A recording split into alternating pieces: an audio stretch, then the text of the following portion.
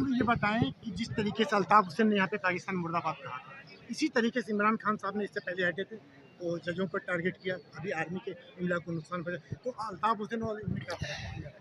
देखें भाई, हम किसी भी मैं सियासत पे बिल्कुल बात नहीं करूँगा, मैं सिर्फ बात करूँगा अपनी एसोसिएशन के हवाले से।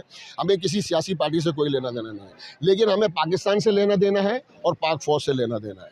जिस तरह से फ़ौजी अमलाक को नुकसान पहुँचाया गया, हम आज जो रैली निकालने का मकसद ही यही है, हम पाक फ़ौज से यकजहती कर रहे हैं और ख़ास तौर पर जो शोहदा की यादगारों को मसमार किया गया, उनको नुकसान दिया गया है, हम उसकी पुरज़ोर मज़म्मत करते हैं और हुकाम बाला से अपील करते हैं कि इसकी इंक्वायरी कराकर जिन लोगों ने ये हरकत की है उनको ऐसी सज़ा दी जाए कि आइंदा कोई हिम्मत ना करे कि किसी भी यादगार को नुकसान पहुँचा सके। कौन लोग थे वो आपके? देखें, अभी हमने जो टीवी में आपने भी देखा है, हमने भी देखा है, कोई आइडेंटिफाई तो नहीं है।